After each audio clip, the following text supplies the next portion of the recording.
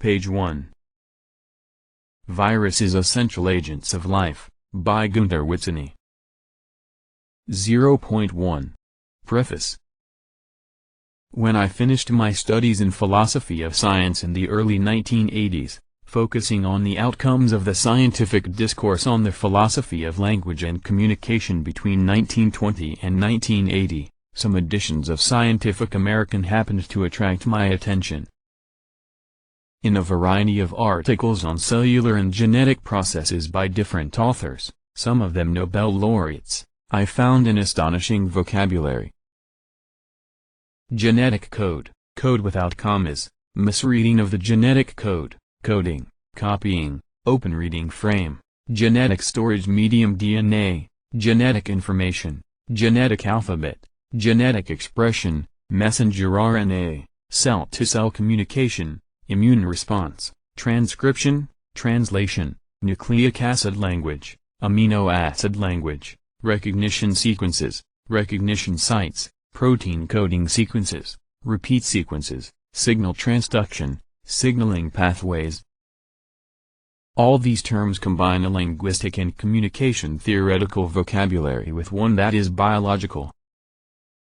In parallel, I read a book by Manfred Eigen and Ruthild Winkler about the molecular syntax of the genetic code, in which they proposed that the genetic code should be taken seriously as a real language, and not as a metaphor. At any rate, one can say that the prerequisite for both great evolutionary processes of nature, the origin of all forms of life and the evolution of the mind, was the existence of a language. This interested me, because they described in detail all the typical features of languages, codes that are present in the language of nucleic acid. The only deficit to the philosophy of science discourse about how to define a real language was that the authors did not understand, or ignored, the concept that any real language must encompass a third level of rules, not solely syntax and semantics, but also pragmatics. If one level of rules is missing, one cannot take a language to be a real language. Syntax defines how to combine the variety of signs, alphabet, into larger content units such as words and sentences. Semantics defines how these signs can designate real objects. Pragmatics defines how actual living agents use these signs to coordinate and organize their lives in real-life situations, that is the context within which the signs are used. If someone is familiar with the process of the philosophy of science discussions in the 20th century, it is interesting how logical empirism, neo-positivism, and later on critical rationalism tried to install the model of an exact scientific language, that is the mathematical theory of language, from 1920 to 1960, consistently with the thoughts and theories of Wittgenstein, Tractatus Logico-Philosophicus, Carnap, Neurath, Tarski, G. del, Russell, Principia Mathematica, and Popper. Manfred Eigen followed this school of thought in the early 1970s, although at this time it had been proved that the fundamentals of this theoretical framework were false. They agreed that the syntax of a real scientific language, that is the combinatorial rules, represents the material reality of physics and chemistry. Therefore, the meaning, semantics, of the signs of a language, and their combination in sequences such as sentences, is the result of the sign order, the relative arrangement of the individual genes, the gene map, as well as the syntax and semantics of the molecular language are largely known today. The information processing occurs like this: a center processes signals coherent to the material reality of the brain, that is, the signals represent the neuronal combination logic of the brain organ. He sends the signals through an information channel to a receiver. The receiver senses these signals and his brain organ decodes the signaling sequence and extracts meaning using his inherent value program, which is coherent with the neuronal molecular structure of the brain organ. A universal regularity evidently originating in the organization of the human brain. Because mathematics depicts material reality in the natural laws of physics and chemistry, the exact scientific language must be formalizable. Exact science has to describe investigated objects with formalizable procedures such as algorithms.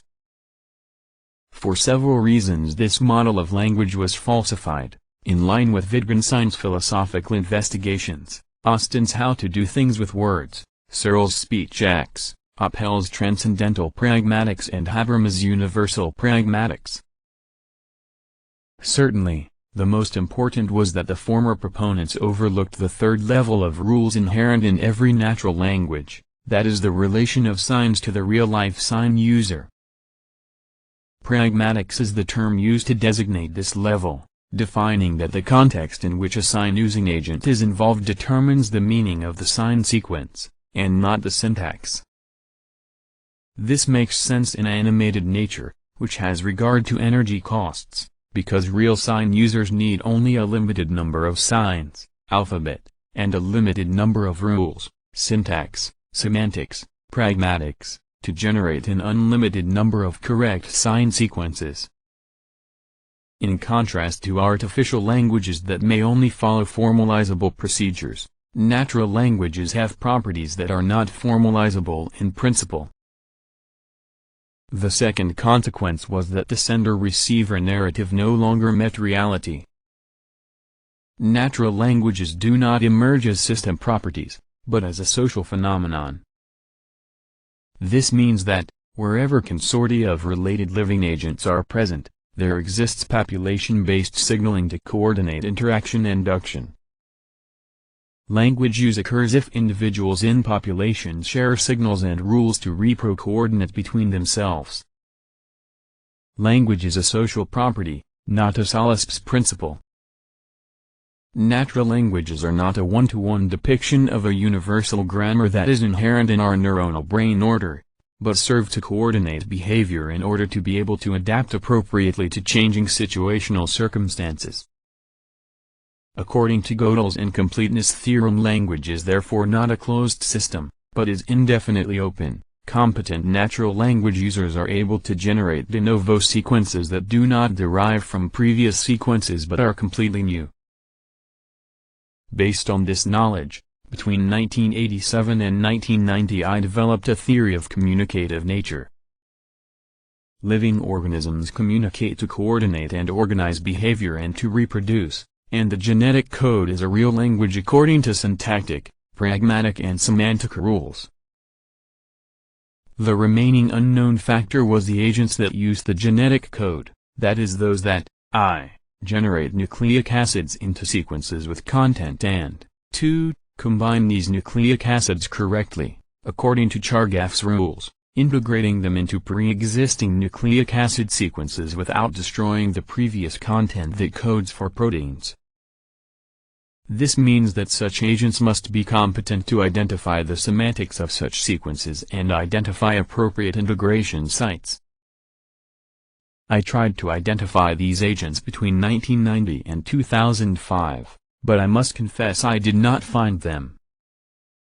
I argued that somehow there must be an innovation code, or evolution code, that functions in evolutionary relevant situations such as environmental changes or stress situations, and which starts by changing the order of genetic content in populations. But natural codes do not code themselves, just as no natural language speaks itself. In any case, empirical data indicate that there must be consortia of living agents that are competent to generate and use natural languages, codes according to syntactic, semantic and pragmatic rules. So, what and where are these agents of the genetic code? In 2005 I read the book Viruses and the Evolution of Life. It described how viruses colonize every cell of an organism in a persistent, non-lytic way.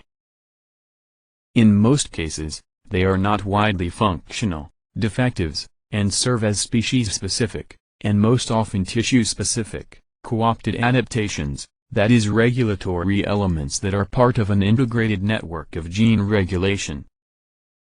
Within this virus-first perspective, viruses are the most abundant genetic sequences on this planet, and cellular genomes, their natural habitat, are a limited resource for this abundance. From this point, What are the essential agents of life became immediately clear to me, that is living agents that are competent to edit the genetic code in a manner coherent with the rules of molecular syntax, Chargaff's rules, pragmatics, context, and semantics, content. But the question arose, why have these agents been ignored or underestimated for so long?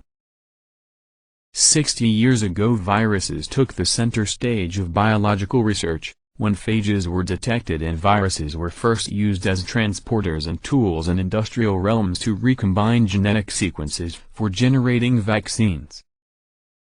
Viruses have been viewed as the simplest components of life and genetics. Experiments with viruses led to a fundamental understanding of the molecular mechanisms of living organisms and the foundation of molecular biology. What followed was the success story of molecular biology, which investigated genetic properties in the light of physical and chemical laws. The physicist Max Delbruck 1/4 CK defined genetic variations as statistical molecular random changes, mutations. Evolution was therefore the accumulation of statistical errors, or damage in its selection. After this, viruses became simple chemicals. In 1943, Luria and Delbruck 1/4 CK performed their famous experiment to prove the fact of random mutations. Although their experiment did provide evidence of this, it did not exclude the possibility of non-random variability, that is natural genome editing.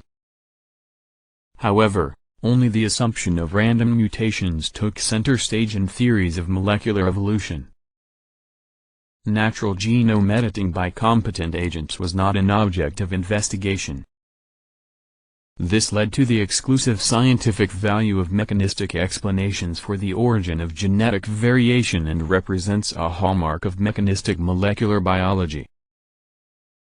From this point viruses became seen as dangerous disease-causing parasites which had escaped from cellular life.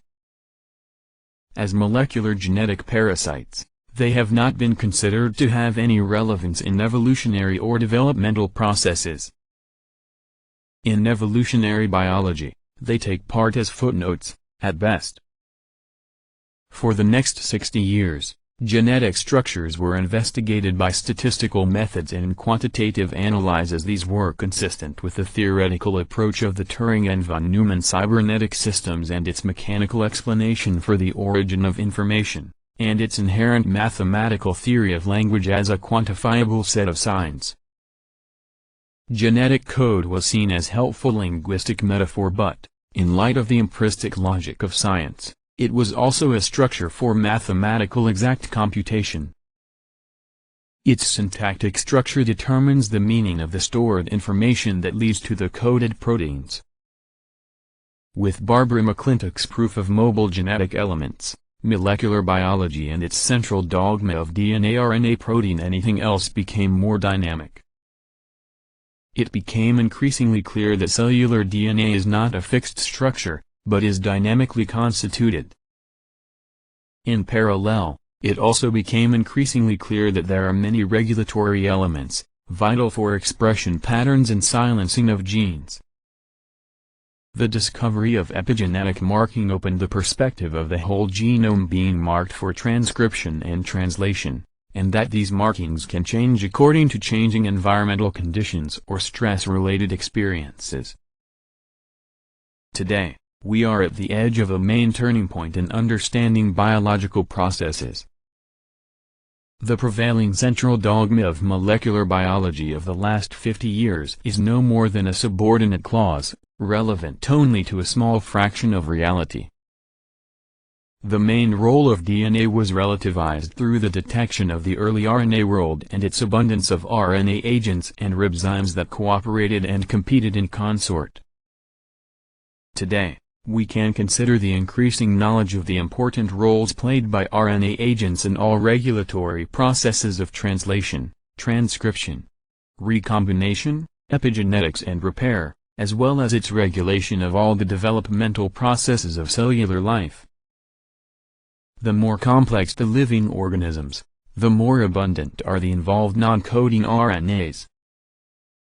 In some organisms, such as humans, non-coding RNAs represents the most abundant part of the genome. Now, the new renaissance of viruses is taking center stage. Research data from the last decade indicate the important roles of viruses, both in the evolution of all life and as symbionts or co-evolutionary partners of host organisms. There is increasing evidence that all cellular life is colonized by exogenous and/or endogenous viruses, and a non-lytic but persistent lifestyle viruses and viral parts form the most numerous genetic matter on this planet. A persistent lifestyle in cellular life forms most often seems to derive from an equilibrium status reached by at least two competing genetic settlers and the immune function of the host that keeps them in balance. Persistent settlement of host genomes means that, if we postulate agent-driven genetic text editing, we then have to look at their in vivo life strategies to understand their habits and the situational contexts that determine the arrangements of their content.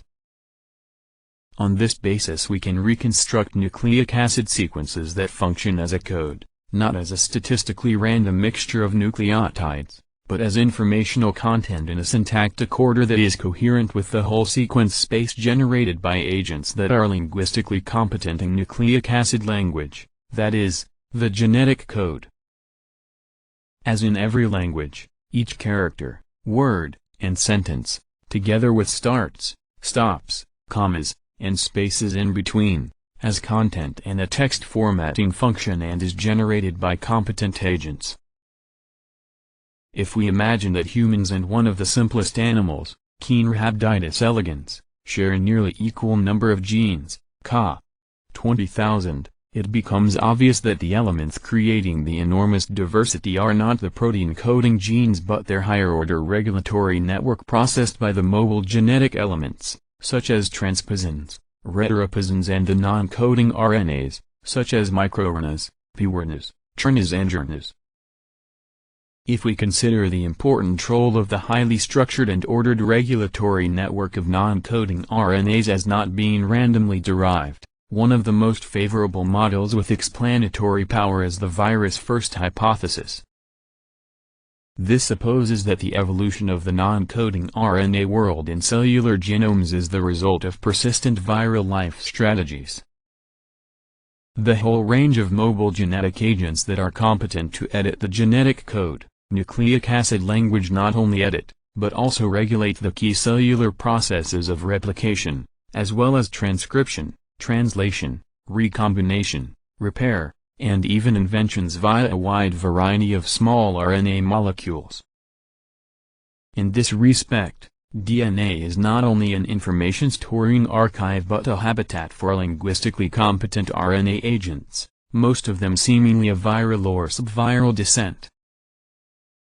To understand their competence in natural genome editing, we have to look not only at their linguistic competence in editing and regulating correct nucleotide sequences, but also at their communicative competence, that is, how they interact with each other, how they compete within host organisms, how they symbiotically interact with host organisms to ward off competing parasites, how they generate de novo sequences, and what life strategies they share.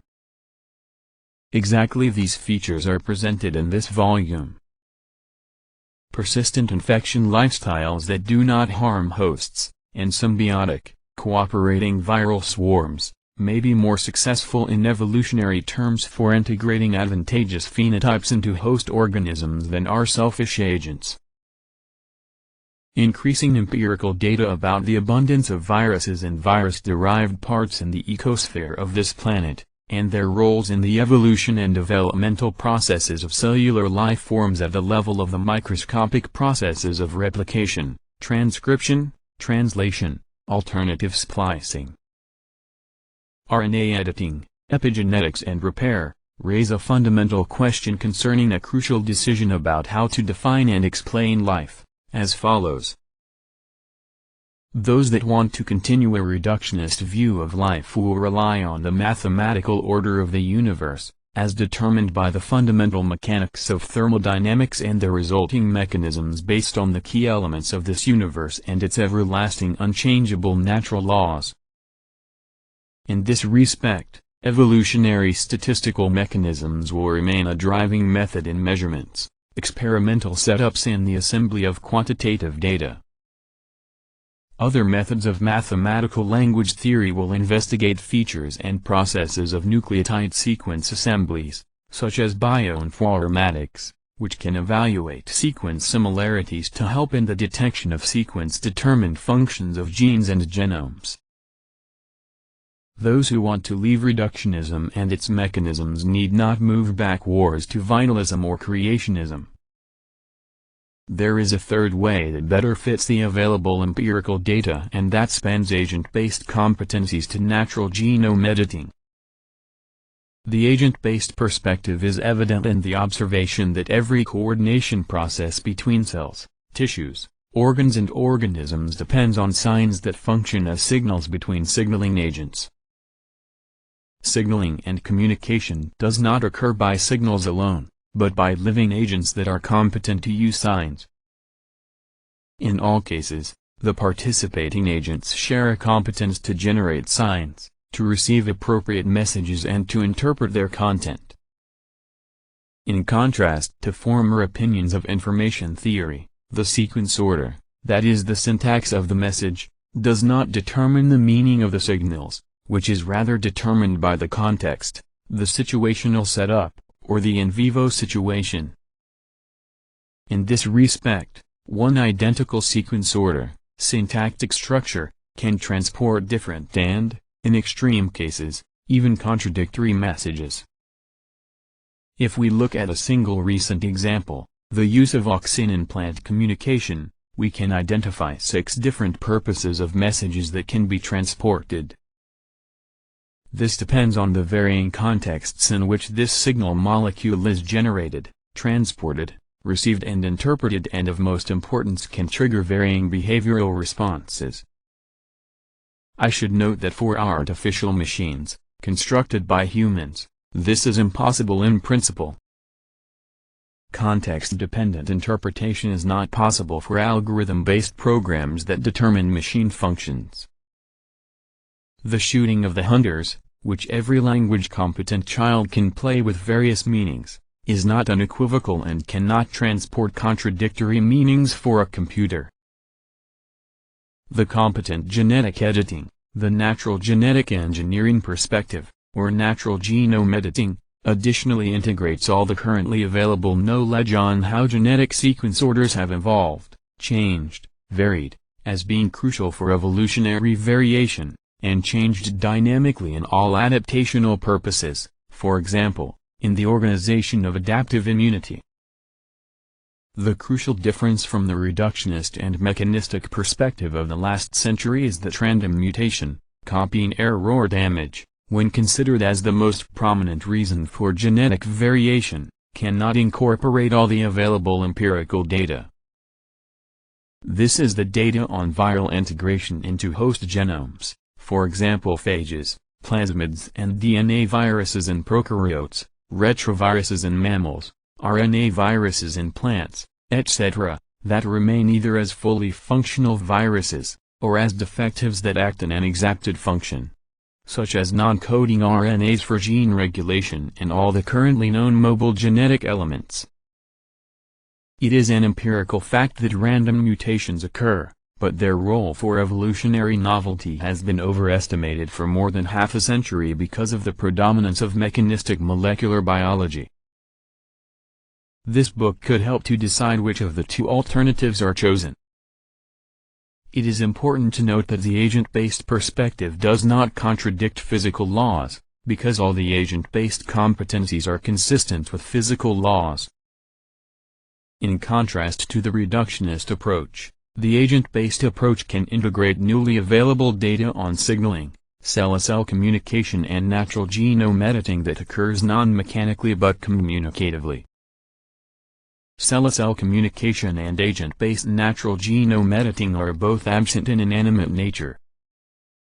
There is no syntax, semantics and pragmatics when water freezes to form ice. Viruses play a vital role in all cellular and genetic functions, and we can therefore define viruses as essential agents of life. Buermoos, Austria, Ga 1/4 through Witzany. Page 12.